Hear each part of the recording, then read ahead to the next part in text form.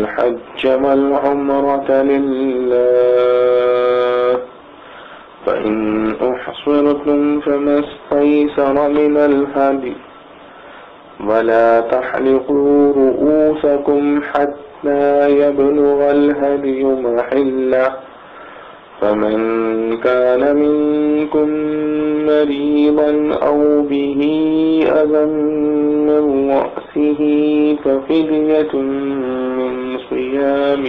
أو صدقة أو نسك، فإذا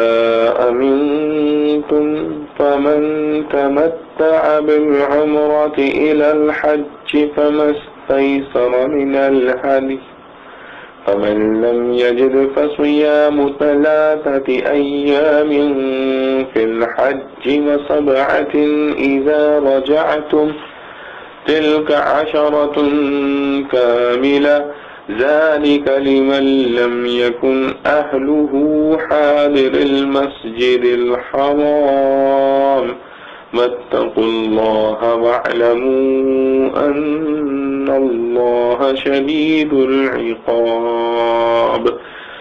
الحج أشهر معلومات، فمن فرض فيهن الحج فلا رفث ولا فسوق ولا جدال في الحج، وما تفعلوا من خير يعلمه الله، وتزودوا فإن خير الزاد التقوى، واتقون يا أولي الألباب. ليس عليكم جناح أن تبتغوا فضلا من ربكم، فإذا أفضتم من عرفات فاذكروا الله عند المشعر الحرام، واذكروه كما هداكم وإن كنتم من قبله لمن الضالين. ثم أفيضوا من حيث أفاض الناس واستغفروا الله، إن الله غفور رحيم. فإذا قضيتم مناسككم فاذكروا الله كذكركم آباءكم أو أشد ذكرا، فمن الناس من يقول ربنا آتنا في الدنيا وما له في الآخرة من خلاق، ومنهم من يقول ربنا آتنا في الدنيا حسنة وفي الآخرة حسنة وقنا عذاب النار. أولئك لهم نصيب مما كسبوا والله سريع الحساب. واذكروا الله في أيام معدودات، فمن تعجل في يومين فلا إثم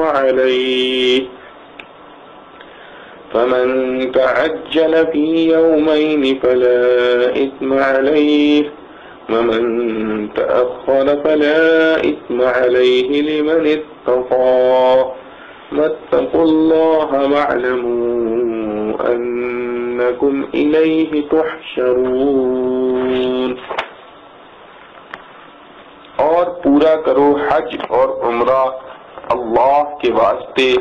फिर अगर तुम रोक दिए जाओ तो तुम पर है जो कुछ के मयस्सर हो कुर्बानी से, और हिजामत न करो अपने सरों की जब तक न पहुंच चुके कुर्बानी अपने ठिकाने पर।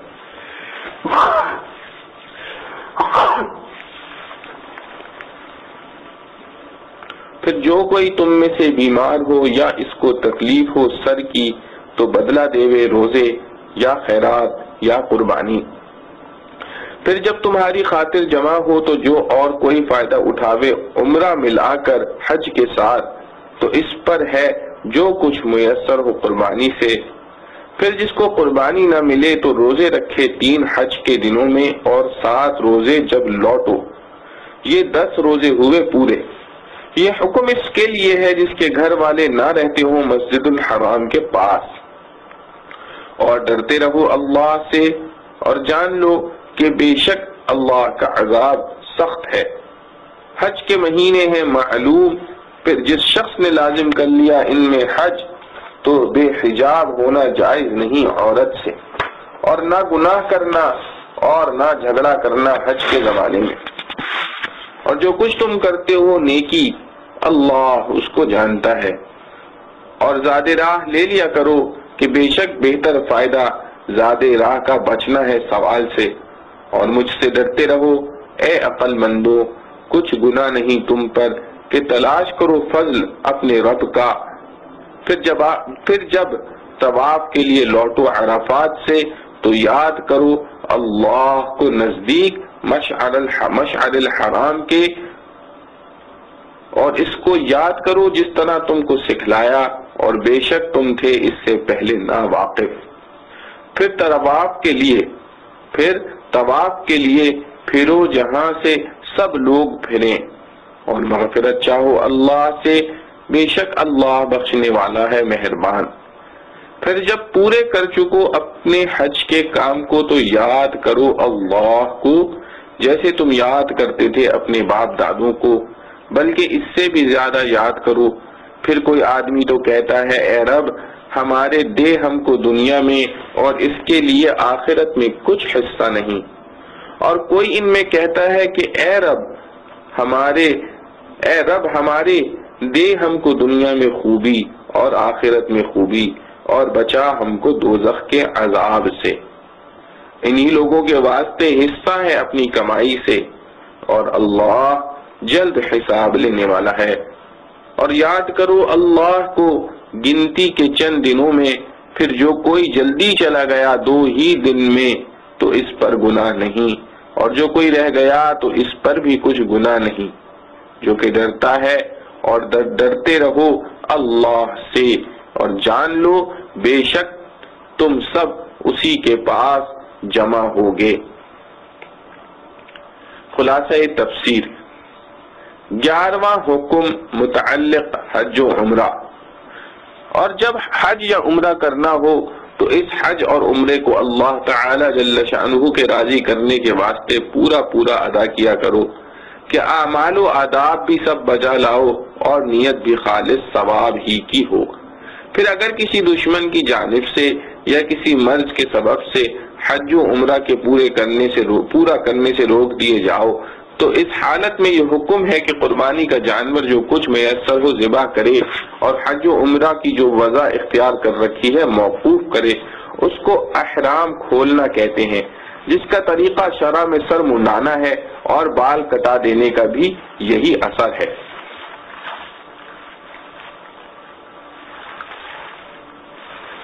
اور یہ نہیں کہ فوراً روک ٹوک کے ساتھ ہی تم کو احرام کھولنا درست ہو جاوے، بلکہ اپنے سروں کو احرام کھولنے کی غرض سے اس وقت تک مت منڈاؤ جب تک کہ وہ قربانی کا جانور جس کے ذبح کا اس حالت میں حکم تھا اپنے موقع پر نہ پہنچ جاوے۔ اور وہ موقع حرم ہے کہ اس قربانی کا جانور حدود حرم ہی میں ذبح کیا جا سکتا ہے۔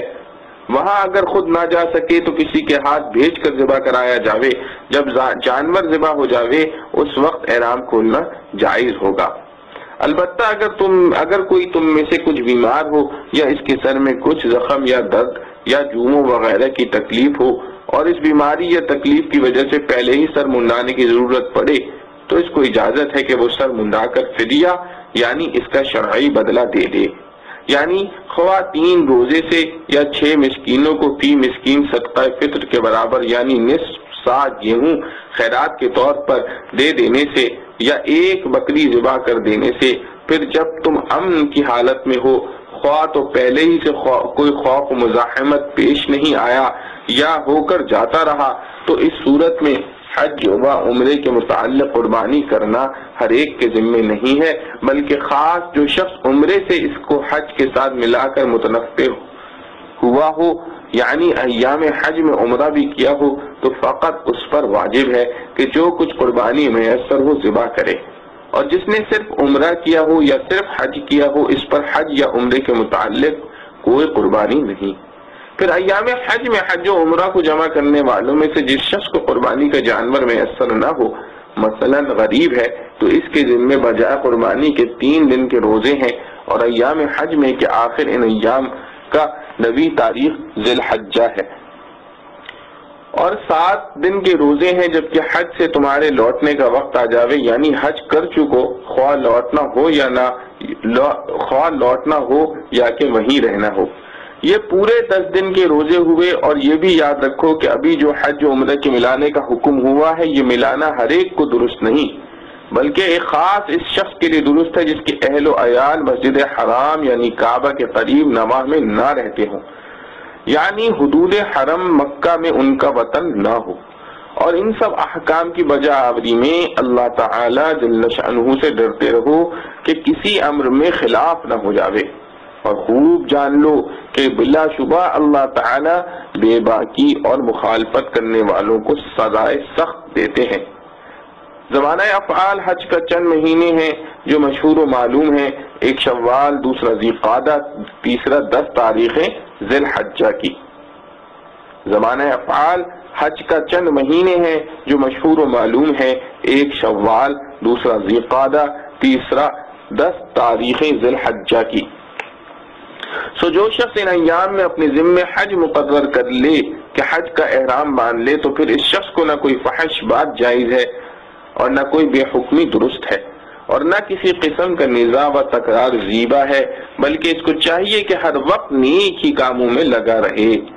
اور جو نیک کام کرو گے خدا تعالیٰ کو اس کی اطلاع ہوتی ہے، تو اس کا ثمرہ تم کو عنایت ہوگا۔ اور جب حج کو جانے لگو تو خرچ ضرور ساتھ لے لیا کرو، سب سے بڑی بات اور خوبی خرچ میں گدا گری سے بچا رہنا ہے۔ اور اے ذی عقل لوگو، ان احکام کی تعمیل میں مجھ سے ڈرتے رہو اور کسی حکم کے خلاف مت کرو۔ اور اگر حج میں کچھ اسباب تجارت ہمراہ لے جانا مصلحت سمجھو تو تم کو اس میں ذرا بھی گناہ نہیں کہ حج میں معاش کی تلاش کرو جو تمہاری قسمت میں تمہارے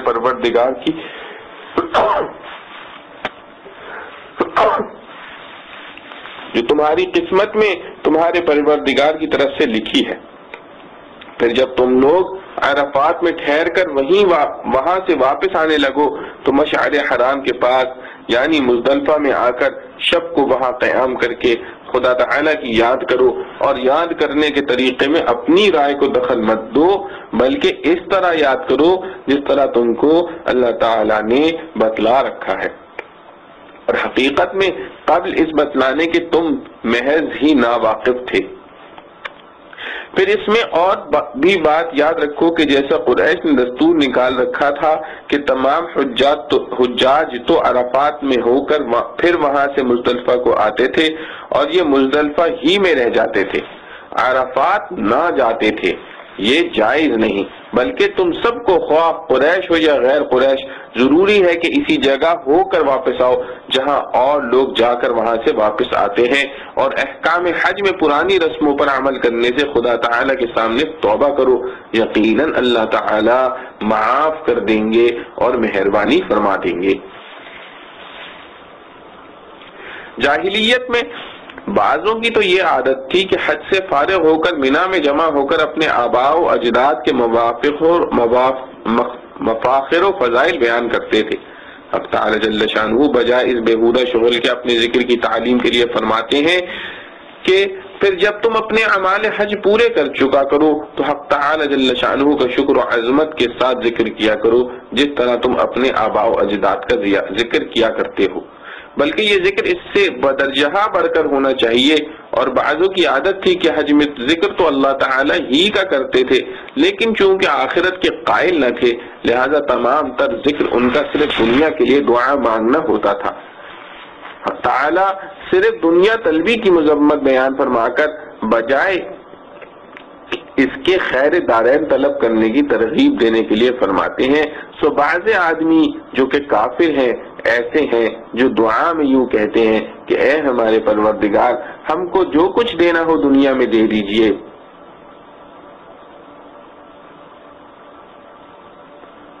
بس سو ان کو جو کچھ ملنا ہوگا دنیا ہی میں مل رہے گا، اور ایسے شخص کو آخرت میں بوجہ انکار آخرت کے کوئی حصہ نہ ملے گا۔ اور بعض آدمی جو کہ مومن ہیں ایسے ہیں جو دعا میں یوں کہتے ہیں کہ اے ہمارے پروردگار ہم کو دنیا میں بھی بہترین عنایت کیجیے اور آخرت میں بھی بہتری دیجیے، اور ہم کو عذاب دوزخ سے بچائیے۔ سو یہ لوگ اوپر کے لوگوں کی طرح بے بہرہ نہیں، بلکہ ایسے لوگوں کو دونوں جہاں میں بڑا حصہ ملے گا بدولت ان کے اس عمل یعنی طلب خیر دارین کے، اور اللہ تعالی جلد ہی حساب لینے والے ہیں، کیونکہ قیامت میں حساب ہوگا اور قیامت نزدیک آتی جاتی ہے۔ جب حساب جلدی ہونے والا ہے تو وہاں کی بہتری کو مت بھولو، اور مینا میں خاص طریقے سے بھی اللہ تعالیٰ کا ذکر کرو کئی روز تک۔ وہ خاص طریقہ کنکریوں کا خاص 3 پتھروں پر ماننا ہے، اور وہ کئی روز 10ویں 11ویں 12ویں تاریخ ذی الحجہ کی ہیں، یا 13ویں بھی کہ ان میں کنکریاں ماری جاتی ہیں۔ پھر جو شخص کنکریاں مار کر 10ویں تاریخ کے بعد 2 دن میں مکہ واپس آنے میں تعجیل کرے اس پر بھی کچھ گناہ نہیں، اور جو شخص ان 2 دن میں واپسی مکہ میں تاخیر کرے یعنی 12ویں کو نہ آوے بلکہ 13ویں کو آوے اس پر بھی کچھ گناہ نہیں۔ اور یہ سب باتیں اس شخص کے واسطے ہیں جو خدا سے ڈرے، اور نہ ڈرنے والے کو گناہ ثواب ہی سے غرض نہیں۔ اور اللہ تعالیٰ سے ڈرتے رہو اور خوب یقین رکھو کہ تم سب کو خدا ہی کے پاس جمع ہونا ہے۔ معارف و مسائل، احکام حج و عمرہ۔ ابواب البر جن کے بیان کا سلسلہ نصف سورہ بقرہ سے چل رہا ہے ان میں سے 11واں حکم حج کا ہے۔ حج کا تعلق چونکہ مکہ مکرمہ اور بیت اللہ یعنی کعبہ سے ہے، اس لیے اس کے متعلق کچھ مسائل تو قبلے کے بیان میں ضمنی طور پر سورہ بقرہ کی آیات 125 سے 128 تک وَإِذْ جَعَلْنَا الْبَيْتَ مَثَابًا سے شروع ہو کر وَأَرِنَا مَنَاسِكَنَا تک ذکر میں آ گئے ہیں۔ پھر بحث قبلہ کے ختم پر ایک آیت 158 ان الصفا والمروہ میں صفا مروہ کے درمیان سعی کرنے کا حکم بھی ضمنی طور پر بیان ہو چکا ہے۔ اب آیت نمبر 196 سے آیت نمبر 203 تک اتم الحج والعمرہ سے شروع ہو کر فمن تعجل فی یومین تک 8 آیات مسلسل حج و عمرے کے احکام و مسائل سے متعلق ہیں۔ حج با اجماع امت اسلام کے ارکان میں سے ایک رکن اور فرائض اسلام میں سے ایک فرض ہے، جس کی تاکید و اہمیت قرآن کریم کی بہت سی آیات اور بے شمار احادیث صحیحہ میں وارد ہوئی ہیں۔ جمہور کے قول کے مطابق حج کی فرضیت ہجرت کے تیسرے یعنی غزوہ احد کے سال میں سورہ آل عمران کی اس آیت 97 سے ہوتی ہے۔ وَلِلَّهِ عَلَى النَّاسِ حِجُّ الْبَيْتِ، اسی آیت میں فرضیت حج کی شرائط کا بیان اور باوجود قدرت ہونے کے حج نہ کرنے پر سخت وعید مذکور ہے۔ مذکور صدر 8 آیتوں میں سے پہلی آیت اتم الحج والعمرۃ للہ بے اتفاق مفسرین قصہ حدیبیہ میں نازل ہوئی جو سن 6 ہجری میں واقع ہوا ہے۔ اسی سے یہ معلوم ہو گیا کہ اس آیت کا مقصد حج کی فرضیت بتلانا نہیں، وہ پہلے بتلائی جا چکی ہے، بلکہ اس جگہ حج و عمرے کے کچھ خاص احکام بتلانا مقصود ہے۔ عمرے کا حکم، اور چونکہ سورہ آل عمران میں حج کا فرض ہونا مذکور ہے، اس میں صرف حج ہی کا ذکر ہے، عمرے کا نہیں، اور یہ آیت جس میں عمرے کا ذکر ہے اس میں اصل وجوب و فرضیت کا بیان نہیں بلکہ ذکر اس کا ہے کہ جب کوئی شخص حج یا عمرے کو بذریعہ احرام شروع کر دے تو اس کا پورا کرنا واجب ہو جاتا ہے، جیسا عام نفلی نماز اور روزے کا بھی حکم یہی ہے کہ شروع کرنے سے واجب ہو جاتے ہیں۔ اس لیے اس آیت سے یہ مسئلہ معلوم نہیں ہوتا کہ عمرہ واجب ہے یا نہیں، صرف یہ معلوم ہوتا ہے کہ کوئی شروع کر دے تو اس کا پورا کرنا واجب ہو جاتا ہے۔ ابن کثیر رحمۃ اللہ تعالی علیہ نے بحوالہ ترمذی، احمد، بیقحی حضرت جابر رضی اللہ عنہ سے نقل کیا ہے کہ انہوں نے رسول اللہ صلی اللہ علیہ وسلم سے سوال کیا کہ عمرہ واجب ہے؟ آپ صلی اللہ علیہ وسلم نے فرمایا واجب تو نہیں لیکن کر لو تو بہتر و افضل ہے۔ اس وجہ سے امام اعظم ابو حنیفہ رحمۃ اللہ علیہ، مالک رحمۃ اللہ علیہ وغیرہ کے نزدیک عمرہ واجب نہیں سنت ہے۔ آیت مذکورہ میں جب یہ بیان ہوا کہ حج یا عمرہ کا احرام باندھ لے تو ان کا پورا کرنا واجب ہو جاتا ہے، تو اب یہ سوال پیدا ہوا کہ اگر احرام باندھنے کے بعد کوئی مجبوری پیش آ جائے، حج و عمرہ ادا نہ کر سکیں تو کیا کریں؟ اس کا بیان بعد کے جملے میں فَإِنْ أُحْصِرْتُمْ سے فرما دیا۔ احرام کے بعد کوئی مجبوری پیش آئے، حج و عمرہ ادا نہ کر سکیں تو کیا کریں؟ یہ آیت چونکہ واقعہ حدیبیہ میں نازل ہوئی ہے، جس میں حضرت صلی اللہ علیہ وسلم اور صحابہ کرام رضوان اللہ مجمعین نے عمرے کا احرام باندھا ہوا تھا، کفار مکہ نے مکہ میں داخل ہونے اور عمرہ ادا کرنے سے روک دیا، اس پر یہ حکم نازل ہوا کہ احرام کا فدیہ ایک قربانی دینا ہے، بکری، گائے، اونٹ وغیرہ کی جو آسان ہو، قربانی دے کر احرام کھول دیں، مگر ساتھ ہی اگلے جملے وَلَا تَحْلِقُوا رُؤُوسَكُمْ میں یہ بھی بتلا دیا کہ احرام کھولنا جس کی شرعی صورت سر کے بال منڈوانا یا کٹوانا ہے، اس وقت تک جائز نہیں جب تک محرم کی قربانی اپنے موقع پر پہنچ کر ذبح نہ ہو جائے۔ موقع پر پہنچنے سے مراد امام اعظم ابو حنیفہ رحمۃ اللہ علیہ کے نزدیک یہ ہے کہ حدود حرم میں پہنچ کر ذبح کی جائے، خود نہ کر سکیں تو کسی دوسرے سے کرا دیں۔ اس آیت میں مجبوری کی یہ صورت کہ کوئی دشمن حائل ہو جائے صراحتاً مذکور ہے۔ امام اعظم ابو حنیفہ رحمۃ اللہ علیہ اور بعض دوسرے ائمہ نے بیماری وغیرہ کی مجبوری کو بھی اس میں اشتراک علت داخل قرار دیا ہے، اور رسول اللہ صلی اللہ تعالی علیہ وسلم کے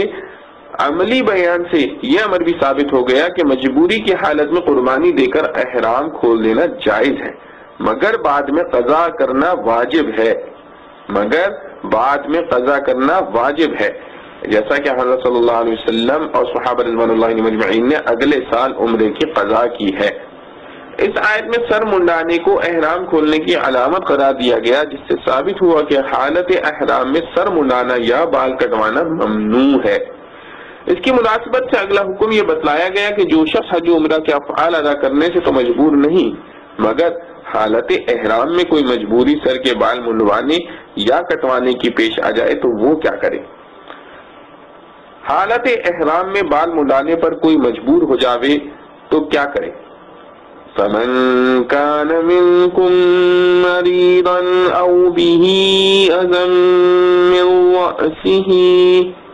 میں ارشاد فرمایا کہ اگر کسی بیماری کے سبب سر یا بدن کے کسی دوسرے حصے کے بال منڈانے کی مجبوری ہو یا سر میں جوئیں پیدا ہو کر تکلیف دے رہی ہوں تو ایسی صورت میں بال منڈانا بقدر ضرورت جائز ہے، مگر اس کا فدیہ اور بدلہ یہ ہے کہ روزے رکھے یا صدقہ دے یا قربانی کرے۔ قربانی کے لیے تو حدود حرم کی جگہ متعین ہے، روزے اور صدقے کے لیے کوئی جگہ متعین نہیں، ہر جگہ ادا کر سکتا ہے۔ قربانی کے لیے تو حدود حرم کی جگہ متعین ہے، روزے اور صدقے کے لیے کوئی جگہ متعین نہیں، ہر جگہ ادا کر سکتا ہے۔ قرآن کے الفاظ میں سیام کا کوئی عدد اور صدقے کی کوئی مقدار مذکور نہیں، مگر حدیث میں رسول اللہ صلی اللہ علیہ وسلم نے حضرت کعب بن عجرہ رضی اللہ عنہ صحابی کی ایسی ہی حالت میں یہ فرمایا کہ 3 روزے رکھیں یا 6 مسکینوں کو آدھا سوا گندم کا بطور صدقہ دے دیں۔ آدھا سوا ہمارے 80 تولہ کے سیر کے حساب سے تقریباً پونے 2 سیر گندم ہوتے ہیں، ان کی قیمت صدقہ کر دینا بھی کافی ہے۔ حج کے مہینوں میں حج و عمرے کے جمع کرنے کے احکام۔ اسلام سے پہلے عرب اہل جاہلیت کا خیال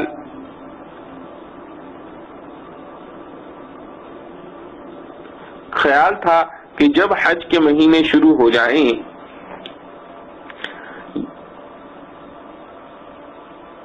یعنی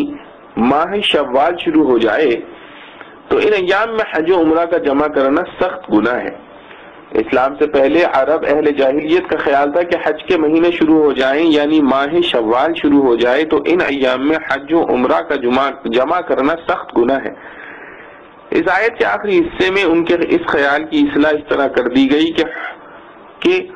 حدود میقات کے اندر رہنے والوں کے لیے تو حج و عمرہ دونوں کو اشہر حج میں جمع کرنا ممنوع رکھا گیا، کیونکہ ان کو اشہر حج کے بعد دوبارہ عمرہ کرنے کے لیے سفر کرنا مشکل نہیں، لیکن حدود میقات کے باہر سے آنے والوں کے لیے جمع کرنے کو جائز قرار دیا کہ دور دراز سے عمرے کے لیے مستقل سفر کرنا ان کے لیے آسان نہیں۔ میقات وہ معین مقامات ہیں جو اطراف عالم سے مکہ میں آنے والوں کے ہر راستے پر اللہ تعالیٰ کی طرف سے متعین ہے کہ جب بقصد مکہ آنے والا مسافر یہاں پہنچے تو یہاں سے حج یا عمرہ کی نیت سے احرام باندھنا لازم ہے، بغیر احرام کے یہاں سے آگے بڑھنا جرم و گناہ ہے۔ لمن لم يكن أهله حاضر المسجد الحرام کا یہی مفہوم ہے کہ جس شخص کے اہل و عیال مسجد حرام کے قرب و جوار یعنی حدود میقات کے اندر نہیں رہتے، مقصد یہ ہے کہ اس کا وطن حدود میقات کے اندر نہیں ہے، اس کے لیے حج و عمرہ کو اشہر حج میں جمع کرنا جائز ہے۔ البتہ جو لوگ حج و عمرہ کو اشہر حج میں جمع کریں ان پر واجب ہے کہ دونوں عبادتوں کو جمع کرنے کا شکرانہ ادا کریں۔ وہ یہ ہے کہ جس کو قربانی دینے کی قدرت ہو وہ ایک قربانی دے دے،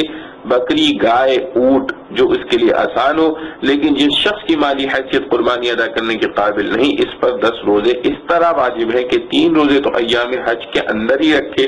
یعنی 9 ذی الحجہ تک پورے کر دے، باقی 7 روزے حج سے فارغ ہو کر جہاں چاہے اور جب چاہے رکھے، وہیں مکہ مکرمہ میں رہ کر پورے کرے یا گھر واپس آ کر۔ اختیار ہے، اگر کوئی شخص 3 روزے ایام حج میں نہ رکھ سکا تو پھر امام ابو حنیفہ رحمۃ اللہ علیہ اور اکابر صحابہ رضوان اللہ علیہم اجمعین کے نزدیک اس کے لیے قربانی کرنا ہی متعین ہے، جب قدرت ہو کسی کے ذریعے حرم میں قربانی کرا دے۔ تمتع و قرآن، اشہر حج میں حج کے ساتھ عمرے کو جمع کرنے کی 2 صورتیں ہیں، ایک یہ کہ میقات سے ہی حج اور عمرہ دونوں کا احرام ایک ساتھ باندھ لے، اس کو اصطلاح حدیث میں قران کہا گیا ہے، اس کا احرام حج کے احرام کے ساتھ کھلتا ہے، آخر ایام حج تک اس کو احرام ہی کی حالت میں رہنا پڑتا ہے۔ دوسرے یہ کہ میقات سے صرف عمرے کا احرام باندھے اور مکہ مکرمہ پہنچ کر عمرے کے افعال ادا کر کے احرام کھول دے، پھر 8ویں تاریخ ذی الحجہ کو مینا جانے کے وقت حج کا احرام حرم شریف کے اندر ہی باندھ لے، اس کو اصطلاح میں تمتع کہا جاتا ہے، اور لفظی معنی کے اعتبار سے لفظ تمتع دونوں صورتوں پر حاوی ہے، کیونکہ اس کی معنی ہے حج اور عمرے کو جمع کر کے نفع اٹھانا، اور وہ دونوں صورتوں میں برابر ہے۔ قرآن کی آیت مذکورہ میں فمن تمتع اسی عام معنی میں ہے۔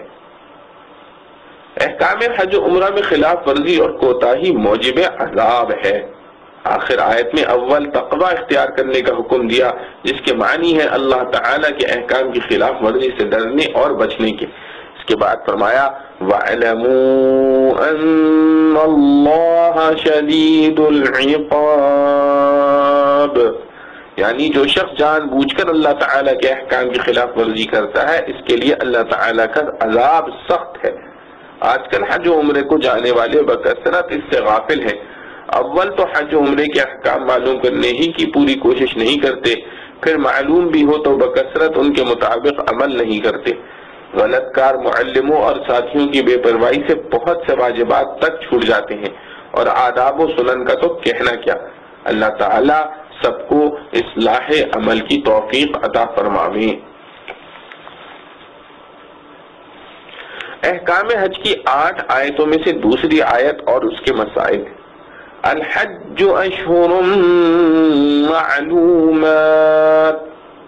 اشہر شہر کی جمع ہے جس کے معنی ہے مہینہ۔ پچھلی آیت میں یہ بتلایا گیا تھا کہ جو کوئی حج یا عمرے کا احرام باندھ لے تو اس پر لازم آتا ہے کہ اس کے احکام پورے ادا کرے۔ ان دونوں میں عمرے کے لیے تو کوئی تاریخ اور مہینہ مقرر نہیں، سال بھر میں جب چاہیں کر سکتے ہیں، لیکن حج کے لیے مہینے اور اس کے افعال و اعمال کے لیے خاص تاریخیں اور اوقات مقرر ہیں۔ اس لیے اس آیت کے شروع میں یہ بتلا دیا کہ حج کا معاملہ عمرے کی طرح نہیں ہے، اس کے لیے کچھ مہینے مقرر ہیں جو معروف و مشہور ہیں۔ جاہلیت عرب سے لے کر زمانہ اسلام تک یہی مہینے حج کے مقرر رہے ہیں، وہ مہینے شوال، ذی قعدہ اور 10 روز ذی الحجہ کے ہیں۔ جیسا کہ حدیث میں روایت ابو امامہ رضی اللہ عنہ و ابن عمر رضی اللہ عنہ منقول ہے بحوالہ مظہری۔ شوال سے حج کے مہینے شروع ہونے کا حاصل یہ ہے کہ اس سے پہلے حج کا احرام باندھنا جائز نہیں۔ شوال سے حج کے مہینے شروع ہونے کا حاصل یہ ہے کہ اس سے پہلے حج کا احرام باندھنا جائز نہیں۔ بعض ائمہ کے نزدیک تو قبل شوال کے احرام سے حج کی ادائیگی ہی نہیں ہو سکتی۔ امام اعظم ابو حنیفہ رحمۃ اللہ علیہ کے نزدیک اس احرام سے حج تو ادا ہو جائے گا مگر مکروہ ہوگا بحوالہ مظہری۔ فمن فرض فيهن الحج فلا رفث ولا فسوق ولا جدال في الحج۔ اس میں حج کا احرام باندھنے والے کے لیے کچھ منفی آداب و احکام کا بیان ہے جس سے حالت احرام میں پرہیز کرنا لازم و واجب ہے۔ وہ 3 چیزیں ہیں، 1 رفث، 2 فسوق، 3 جدال۔ رفث، فسوق، جدال۔ رفث ایک لفظ جامع ہے جس میں عورت سے مباشرت اور اس کے مقدمات یہاں تک کہ زبان سے عورت کے ساتھ اس کی کھلی گفتگو بھی داخل ہے۔ محرم کو حالت احرام میں یہ سب چیزیں حرام ہیں، تعریض و کنایہ کا مذائقہ نہیں۔ تعریض و کنایہ کا مذائقہ نہیں۔ فسوق کے لفظ معنی خروج کے ہیں۔ اصطلاح قرآن میں عدول حکمی اور نافرمانی کو فسوق کہا جاتا ہے جو اپنے عام معنی کے اعتبار سے سب گناہوں کو شامل ہے۔ اس لیے بعض حضرات نے اس جگہ عام معنی ہی مراد لیے ہیں، مگر حضرت عبداللہ بن عمر رضی اللہ عنہ نے اس جگہ فسوق کی تفسیر محظورات احرام سے فرمائی ہے، یعنی وہ کام جو حالت احرام میں ممنوع ناجائز ہیں، اور یہ ظاہر ہے کہ اس مقام کے مناسب یہی تفسیر ہے، کیونکہ عام گناہوں کی ممانعت احرام کے ساتھ خاص نہیں، ہر حال میں حرام ہے۔ وہ چیزیں جو اصل سے گناہ نہیں مگر احرام کی وجہ سے ناجائز ہو جاتی ہیں 6 چیزیں ہیں۔ اول، عورت کے ساتھ مباشرت اور اس کے تمام متعلقات یہاں کے کھلی گفتگو بھی۔ دوسرے، بری جانوروں کا شکار، خود کرنا یا شکاری کو بتلانا۔ تیسرے، بال یا ناخن کٹوانا۔ چوتھے، خوشبو کا استعمال۔ یہ 4 چیزیں تو مرد و عورت دونوں کے لیے حالت احرام میں ناجائز ہیں۔ باقی 2 چیزیں مردوں کے ساتھ خاص ہیں، یعنی سلے ہوئے کپڑے پہننا اور سر اور چہرے کو ڈھانپنا۔ امام اعظم ابو حنیفہ رحمۃ اللہ علیہ و مالک رحمۃ اللہ علیہ کے نزدیک چہرے کو ڈھانپنا حالت احرام میں عورت کے لیے بھی ناجائز ہے، اس لیے یہ بھی مشترک محظورات احرام میں داخل ہے، مشترک محظورات احرام میں شامل ہے۔ ان 6 چیزوں میں پہلی یعنی عورت سے مباشرت وغیرہ اگر فسوق میں داخل ہے، اگرچہ فسوق میں داخل ہے لیکن اس کو فسوق سے پہلے الگ کر کے لفظ رفث اس لیے بتلا دیا کہ احرام میں اس سے اجتناب سب سے زیادہ اہم ہے، کیونکہ دوسرے محظورات احرام کا تو کوئی بدلہ اور کفارہ بھی ہو جاتا ہے، اور مباشرت کی بعض صورتیں ایسی بھی ہیں کہ اگر ان میں کوئی مبتلا ہو جائے تو حج ہی فاسد ہو جاتا ہے، اس کا کوئی کفارہ بھی نہیں ہو سکتا۔ مثلا وقوف عرفات سے پہلے بیوی سے صحبت کر لی تو حج فاسد ہو گیا، اس کا جرمانہ بھی گائے یا اونٹ کی قربانی سے دینا پڑے گا اور اگلے سال پھر حج کرنا پڑے گا۔ اس مزید اہمیت کی بنا پر اس کو فلا وفصا کے لفظ سے مستقلاً بیان فرما دیا۔ جدال کے معنی ایک دوسرے کو پچھاڑنے کی کوشش کے ہیں، اس لیے سخت قسم کے جھگڑے کو جدال کہا جاتا ہے۔ یہ لفظ بھی بہت عام ہے اور بعض حضرات مفسرین نے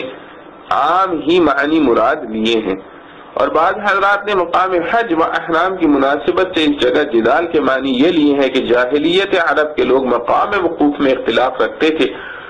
کچھ لوگ عرفات میں وقوف کرنا ضروری سمجھتے تھے جیسا کہ حقیقت ہے،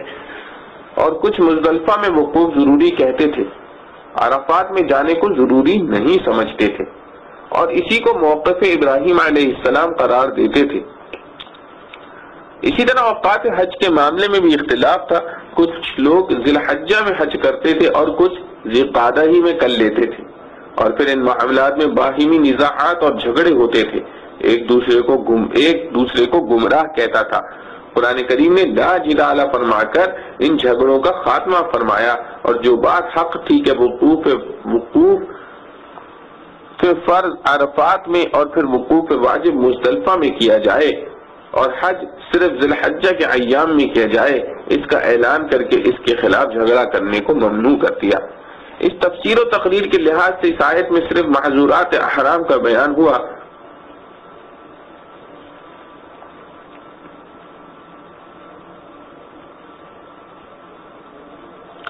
اس تفسیر و تقریر کے لحاظ سے اس آیت میں صرف مختورات احرام کا بیان ہوا، جو اگرچہ فی نفسی ہی جائز ہے مگر احرام کی وجہ سے ممنوع کر دی گئی ہیں، جیسے نماز، روزے کی حالت میں کھانا پینا، کلام کرنا وغیرہ جائز چیزوں کو منع کر دیا گیا ہے۔ اور بعض حضرات نے اس جگہ فسوق و جدال کو عام معنی میں لے کر مقصد یہ فرما دیا کہ اگرچہ فسق و گناہ اسی طرح باہم جدال و خلاف ہر جگہ ہر حال میں مذموم و گناہ ہے، لیکن حالت احرام میں اس کا گناہ اور زیادہ شدید ہو جاتا ہے۔ مبارک ایام اور مقدس سرزمین میں جہاں صرف اللہ کے لیے عبادت کے واسطے آتے ہیں اور لبیک لبیک پکار رہے ہیں، احرام کا لفظ ان کو ہر وقت اس کی یاد دہانی کرا رہا ہے کہ تم اس وقت عبادت میں ہو۔ ایسی حالت میں فسق و فجور اور نزاع و جدال انتہائی بے باکی اور اشد ترین گناہ ہو جاتا ہے۔ اس عام معنی کے اعتبار سے اس جگہ رفث، فسوق، جدال سے روکنے اور ان کی حرمت کو بیان کرنے میں ایک حکمت یہ بھی ہو سکتی ہے کہ مقام حج اور زمانہ حج کے حالات ایسے ہیں کہ ان میں انسان کو ان تینوں چیزوں میں ابتلا کے مواقع بہت پیش آتے ہیں۔ حالت احرام میں اکثر اپنے اہل و عیال سے ایک طویل مدت تک علیحدہ رہنا پڑتا ہے، اور پھر مطاف و مسعی، عرفات، مزدلفہ، مینا کے اجتماعات میں کتنی بھی احتیاط برتی جائے عورتوں مردوں کا اختلاط ہو ہی جاتا ہے۔ ایسی حالت میں نفس پر قابو پانا آسان نہیں، اس لیے سب سے پہلے رفث کی حرمت کا بیان فرمایا۔ اسی طرح اس عظیم الشان اجتماع میں چوری وغیرہ دوسرے گناہوں کے مواقع بھی بے شمار پیش آتے ہیں، اس لیے لا فسوقہ کی ہدایت فرما دی۔ اسی طرح سفر حج میں اول سے آخر تک بے شمار مواقع اس کے بھی پیش آتے ہیں کہ رفقائے سفر اور دوسرے لوگوں سے جگہ کی تنگی اور دوسرے اسباب کی بنا پر جھگڑا لڑائی ہو جائے، اس لیے لا جدال کا حکم دیا گیا۔ بلاغت قرآن۔ اس آیت میں فلا رفث ولا فسوق ولا جدال کے لفظ الفاظ نفی کے الفاظ ہیں کہ یہ سب چیزیں حج میں نہیں ہیں، حالانکہ مقصود ان چیزوں سے نہیں اور ممانعت کرنا ہے، حالانکہ مقصود ان چیزوں سے نہیں اور ممانعت کرنا ہے، جس کا مقتضا یہ تھا کہ لا ترفثوا ولا تفسقوا ولا تجادلوا کہا جاتا، مگر یہاں نہیں کی جگہ نفی کے الفاظ رکھ کر اس طرف اشارہ فرمایا دیا کہ ان افعال کی حج میں کوئی گنجائش اور تصور ہی نہیں۔ وَمَا تَفْعَلُوا مِنْ خَيْرٍ يَعْلَمُهُ اللَّهُ۔ محظورات و ممنوعات احرام بیان فرمانے کے بعد آخر میں اس جملے میں یہ ہدایت دی گئی کہ حج کے مبارک ایام اور مقدس مقامات میں تو صرف یہی نہیں کہ محظورات اور گناہوں سے بچو، بلکہ غنیمت جان کر عبادت و ذکر اللہ اور نیک کاموں میں لگے رہو۔ تم جو بھی نیک کام کرو گے وہ اللہ کے علم میں ہے اور تمہیں اس پر بڑے انعامات ملیں گے۔ وَتَزَوَّدُوا فَإِنَّ خَيْرَ الزَّادِ التَّقْوَىٰ۔ اس میں ان لوگوں کی اصلاح ہے جو حج و عمرے کے لیے بے سر و سامانی کے ساتھ نکل کھڑے ہوتے ہیں اور دعویٰ یہ کرتے ہیں کہ ہم اللہ پر توکل کرتے ہیں، پھر راستے میں بھیک مانگنا پڑتی ہے یا خود بھی تکلیف اٹھاتے ہیں اور دوسروں کو بھی پریشان کرتے ہیں۔ ان کی ہدایت کے لیے حکم ہوا کہ سفر حج کے لیے ضروریات سفر ساتھ لینا چاہیے۔ یہ توکل کے منافی نہیں، بلکہ توکل کی حقیقت یہی ہے کہ اللہ تعالیٰ کے دیے ہوئے اسباب و وسائل کو اپنے مقدور کے مطابق حاصل اور جمع کرے، پھر اللہ پر توکل کرے۔ رسول کریم صلی اللہ علیہ وسلم سے توکل کی یہی تفسیر منقول ہے۔ بالکل ترک اسباب کا نام توکل رکھنا جہالت ہے۔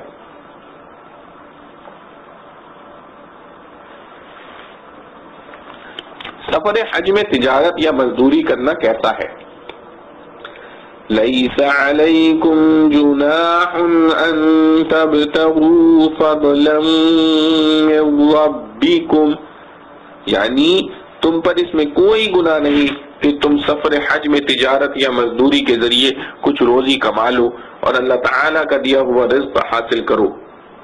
واقعہ نزول اس آیت کا یہ ہے کہ زمانے جاہلیت میں اہل عرب نے جس طرح تمام عبادات و معاملات کو مسخ کر کے طرح طرح کی بےہودہ رسمیں ان میں شامل کر دی تھیں اور عبادات کو بھی کھیل تماشا بنا دیا تھا، اسی طرح فعال حج میں بھی طرح طرح کی بےہودیاں کرتے تھے۔ مینا کے عظیم اجتماع میں ان کے خاص خاص بازار لگتے تھے، نمائش ہوتی تھی، تجارتوں کے فروغ کے ذرائع لگائے جاتے تھے۔ اسلام آیا اور حج مسلمانوں پر فرض کیا گیا تو ان تمام بےہودہ رسموں کا قلع قامہ کیا گیا۔ صحابہ کرام رضوان اللہ علیہم اجمعین جو اللہ تعالی جل شانہ کی رضا اور رسول اللہ صلی اللہ علیہ وسلم کی تعلیمات پر مٹ جانے والے تھے، اب ان کو یہ خیال ہوا کہ ایام حج میں تجارت کرنا یا مزدوری کر کے کچھ کما لینا یہ بھی جاہلیت کی پیداوار ہے، شاید اسلام میں اس کی متعلقاً حرمت و ممانعت ہو جائے۔ یہاں تک کہ ایک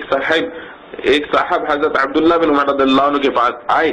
اور یہ سوال کیا کہ ہمارا پیشہ پہلے سے یہ ہے کہ ہم اونٹ کرائے پر چلاتے ہیں، کچھ لوگ ہمارے اونٹ حج کے لیے کرائے پر لے جاتے ہیں، ہم ان کے ساتھ جاتے ہیں اور حج کرتے ہیں، کیا ہمارا حج نہیں ہوگا؟ حضرت عبداللہ بن عمر رضی اللہ عنہ نے فرمایا کہ ایک شخص رسول اللہ صلی اللہ علیہ وسلم کی خدمت میں حاضر ہوا تھا اور آپ صلی اللہ علیہ وسلم سے وہی سوال کیا تھا جو تم مجھ سے کر رہے ہو۔ حضرت صلی اللہ علیہ وسلم نے اس کو اس وقت کوئی جواب نہ دیا، یہاں تک کہ یہ آیت نازل ہوئی لَيْسَ عَلَيْكُمْ جُنَاحٌ أَن تَبْتَغُوا فَضْلًا مِّن رَّبِّكُمْ۔ اس وقت آپ صلی اللہ علیہ وسلم نے شخص کو بلوایا اور فرمایا کہ ہاں تمہارا حج صحیح ہے۔ الغرض اس آیت نے یہ واضح کر دیا کہ اگر کوئی شخص دوران حج میں کوئی بیع و شراء یا مزدوری کرے جس سے کچھ نفع ہو جائے تو اس میں کوئی گناہ نہیں۔ ہاں کفار عرب نے جو حج کو تجارت کی منڈی اور نمائش گاہ بنا لیا تھا، اس کی اصطلاح قرآن کے 2 لفظوں سے کر دی گئی۔ ایک تو یہ کہ جو کچھ کمائے اس کو اللہ تعالیٰ کا فضل اور عطا سمجھ کر حاصل کریں، شکر گزار ہوں، محض سرمایہ سمیٹنا مقصد نہ ہو۔ فضلا من ربکم میں اسی کی طرف اشارہ ہے۔ دوسرے لیس علیکم جناح کے لفظ سے یہ بتلا دیا کہ اس کمائی میں تم پر کوئی گناہ نہیں، جس میں ایک اشارہ اس طرف ہے کہ اگر اس سے بھی اجتناب کیا جائے تو بہتر ہے، کیونکہ اخلاص کامل میں فرق آتا ہے۔ اور حقیقت مسئلے کی یہ ہے کہ اس کا مدار اصل نیت پر ہے۔ اگر کسی شخص کی نیت اصل میں دنیاوی نفع تجارت یا مزدوری ہے اور ضمنی طور پر حج کا بھی قصد کر لیا، یا نفع تجارت اور قصد حج دونوں مساوی صورت میں ہیں، تب تو یہ اخلاص کے خلاف ہے، حج کا ثواب اس سے کم ہو جائے گا اور برکات حج جیسی حاصل ہونی چاہیے وہ حاصل نہ ہوں گی۔ اور اگر اصل نیت حج کی ہے، اسی کے شوق میں نکلا ہے، لیکن مصارف حج میں یا گھر کی ضروریات میں تنگی ہے، اس کو پورا کرنے کے لیے کوئی معمولی تجارت یا مزدوری کر لی، یہ اخلاص کے بالکل منافی نہیں۔ ہاں اس میں بھی بہتر یہ ہے کہ خاص ان 5 ایام میں جن میں حج کے افعال ادا ہوتے ہیں،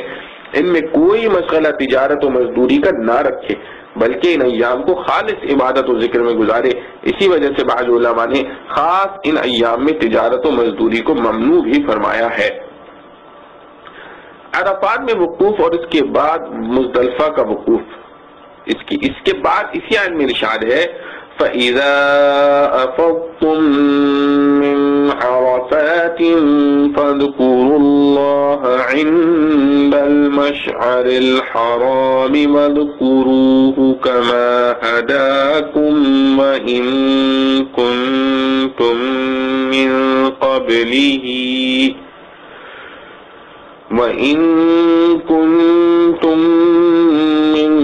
قَبْلِهِ لَمِنَ الضَّالِّينَ،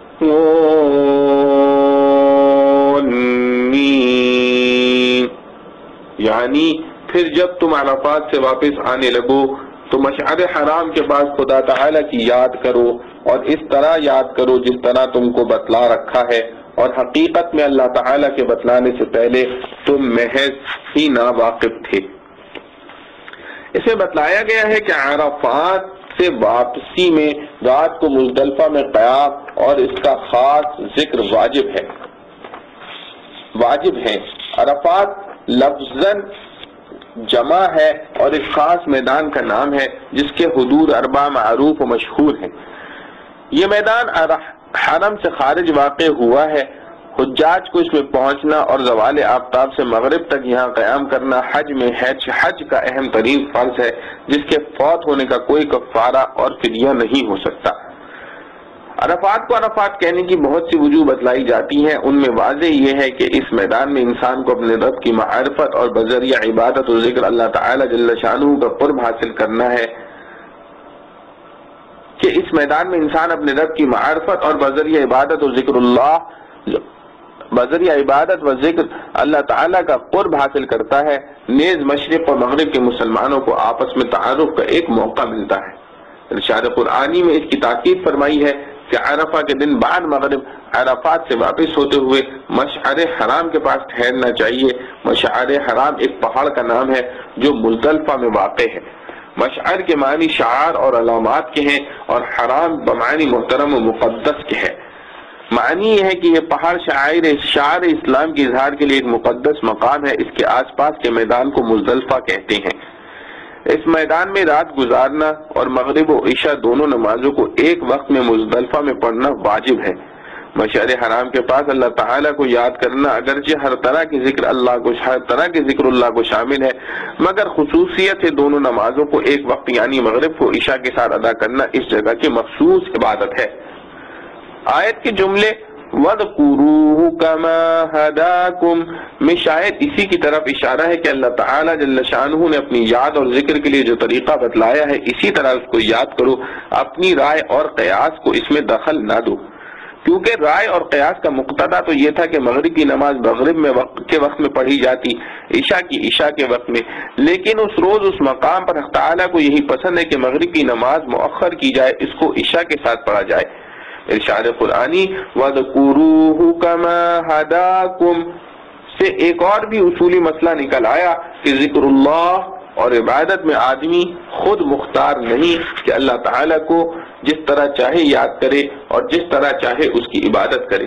بلکہ ذکر اللہ اور ہر عبادت کے خاص آداب ہیں اور ان کے موافق ادا کرنا ہی عبادت ہے،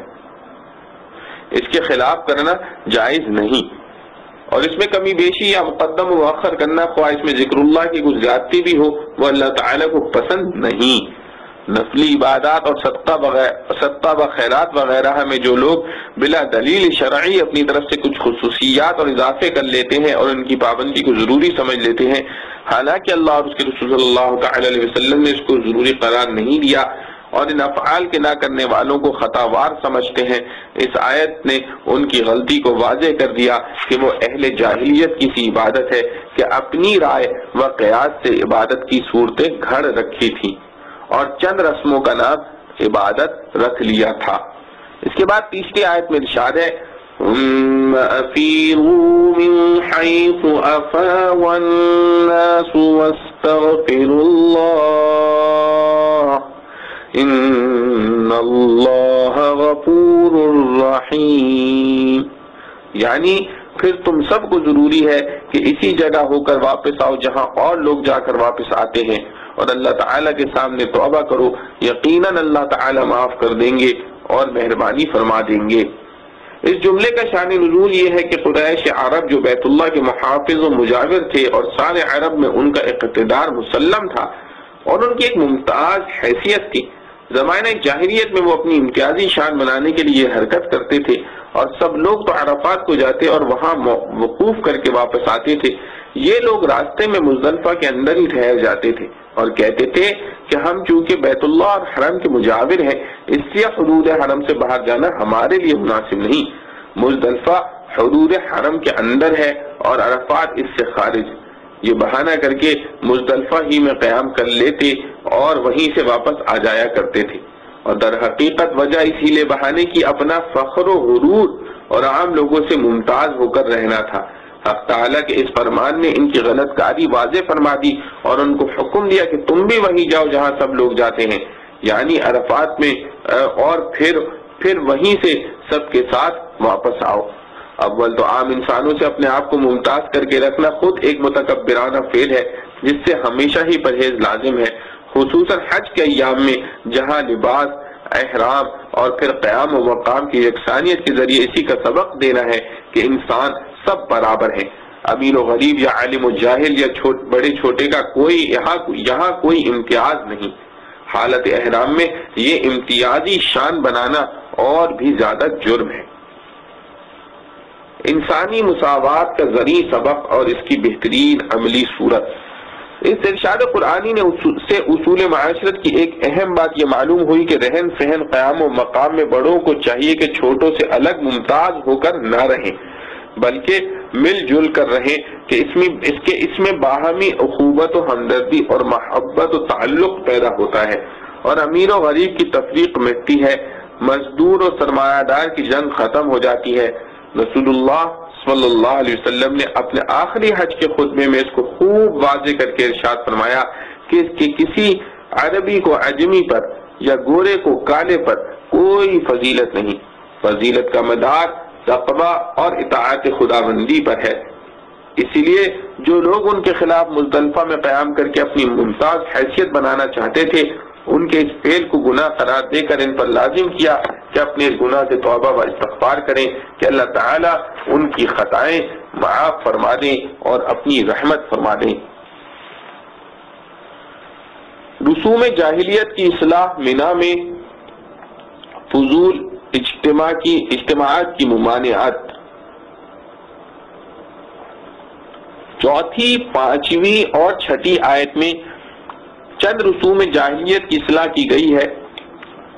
ایک تو یہ کہ عرب زمانے جاہلیت میں عرفات و مزدلفہ اور طواف و قربانی سے فارغ ہو کر جب مینا میں قیام کرتے تھے تو ان کی مجلسیں صرف اس کام کے لیے ہوتی تھی کہ مشاہدے منعقد کریں اور ان میں اپنے مفاخر اور اپنے آباء و اجداد کے مفاخر اور کارناموں کا بیان کریں۔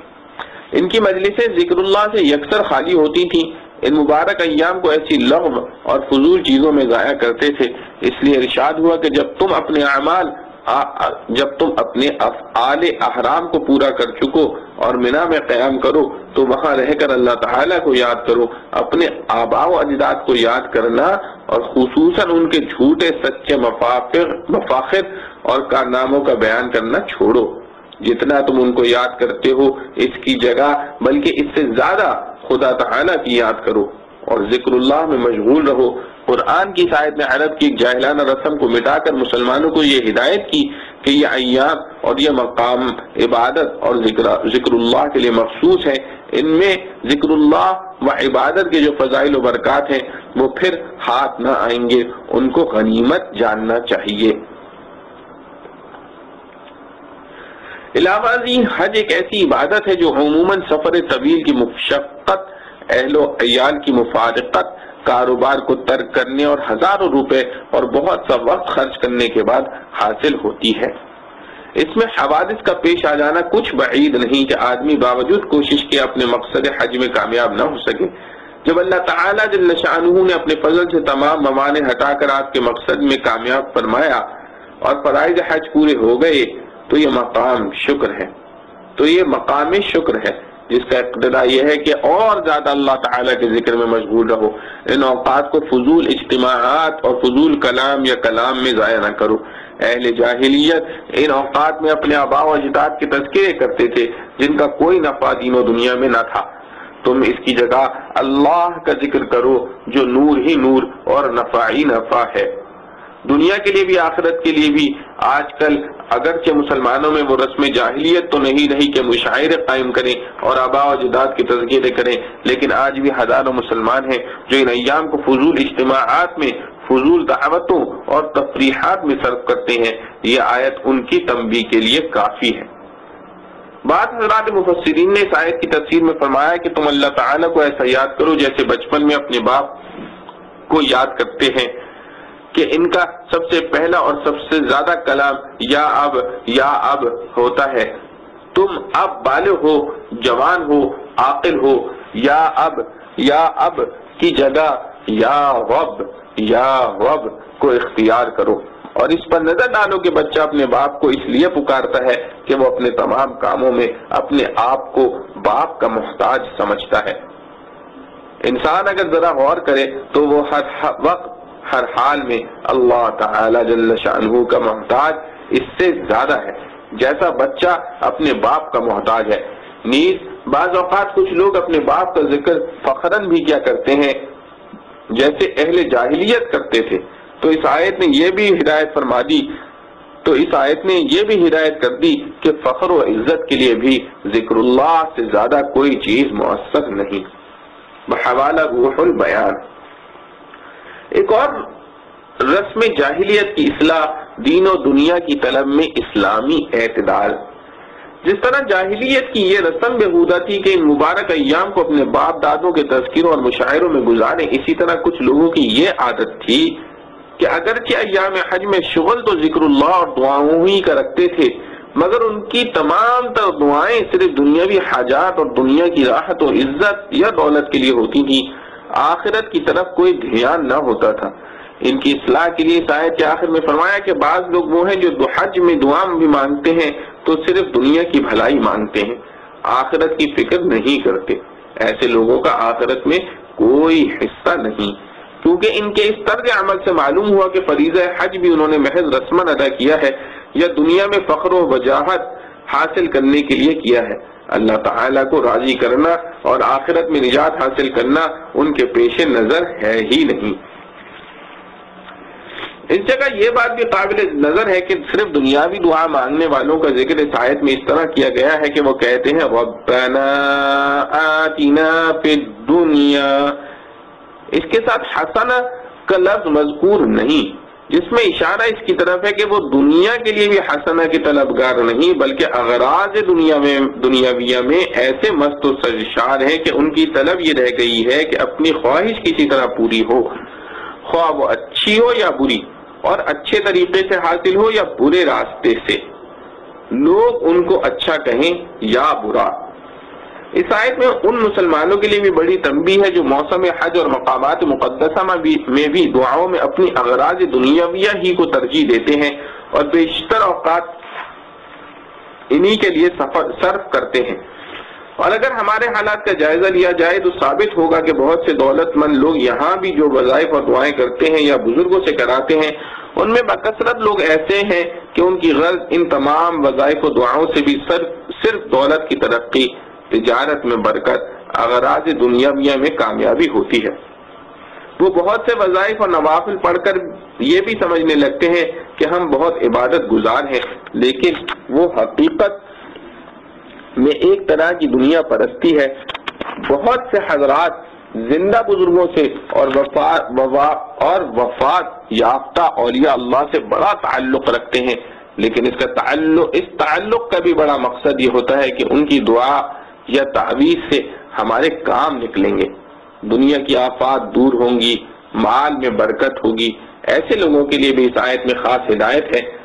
معاملہ اللہ تعالیٰ کے ساتھ ہے جو علیم و خبیر ہے۔ ہر شخص کو اپنے اعمال کا جائزہ لینا چاہیے کہ وظائف و نوافل اور دعا و درود سے اور حج و زیارت سے اس کی نیت کیا ہے۔ اس آیت کے آخری حصے میں کم نصیب محروم القسمت لوگوں کا تذکرہ کرنے کے بعد حق تعالی جل شانہ نے نیک اور مقبول بندوں کا ذکر اس طرح فرمایا ہے وَمِنْهُمْ مَنْ يَقُولُ رَبَّنَا آتِنَا فِي الدُّنْيَا حَسَنَةً وَفِي الْآخِرَةِ حَسَنَةً وَقِنَا عَذَابَ النَّارِ، یعنی ان میں کچھ لوگ ایسے بھی ہیں جو اپنی دعاؤں میں اللہ تعالیٰ سے دنیا کی بھلائی اور بہتری بھی مانگتے ہیں اور آخرت کی بہتری بھی، اور عذاب جہنم سے پناہ مانگتے ہیں۔ اس لفظ میں حسنہ تمام ظاہری اور باطنی خوبیوں اور بھلائیوں کو شامل ہے۔ مثلا دنیا کی حسنہ میں بدن کی صحت، اہل و عیال کی صحت، رزق حلال میں وسعت و برکت، دنیاوی ضروریات کا پورا ہونا، اعمال صالحہ، اخلاق محمودہ، علم نافع، عزت و وجاہت، عقائد کی درستی، صراط مستقیم کی ہدایت، عبادات میں اخلاص کامل سب داخل ہیں، اور آخرت کی حسنہ میں جنت، اور اس کی بے شمار اور لازوال نعمتیں اور اب تعالیٰ کی رضا اور اس کا دیدار، یہ سب چیزیں شامل ہیں۔ الغرض، یہ دعا ایک ایسی جامع ہے کہ اس میں انسان کے تمام دنیاوی اور دینی مقاصد آ جاتے ہیں۔ دنیا و آخرت دونوں جہاں میں راحت و سکون میسر آتا ہے۔ آخر میں خاص طور پر جہنم کی آگ سے پناہ کا بھی ذکر ہے۔ یہی وجہ ہے کہ رسول کریم صلی اللہ علیہ وسلم بکثرت یہ دعا مانگا کرتے تھے، ربنا آتنا فی الدنیا حسنۃ وفی الآخرۃ حسنۃ وقنا عذاب النار۔ اور حالت طواف میں خصوصیت کے ساتھ یہ دعا مسنون ہے۔ اس آیت میں ان جاہل درویشوں کی بھی اصلاح کی گئی ہے جو صرف آخرت ہی کی دعا مانگنے کو عبادت جانتے ہیں اور کہتے ہیں کہ ہمیں دنیا کی کوئی پرواہ نہیں ہے، کیونکہ در حقیقت یہ ان کا دعویٰ غلط اور خیال خام ہے۔ انسان اپنی وجود اور بقا اور عبادت و طاعت میں سب میں ضروریات دنیاوی کا محتاج ہے۔ وہ نہ ہو تو دین کا بھی کوئی کام کرنا مشکل ہے۔ اس لیے انبیاء علیہ السلام کی سنت یہ ہے کہ جس طرح وہ آخرت کی بھلائی اور بہتری اللہ تعالیٰ سے مانگتے ہیں، اسی طرح دنیا کی بھلائی اور آسائش بھی طلب کرتے ہیں۔ جو شخص دنیاوی حاجات کے لیے دعا مانگنے کو زہد و بزرگی کے خلاف سمجھے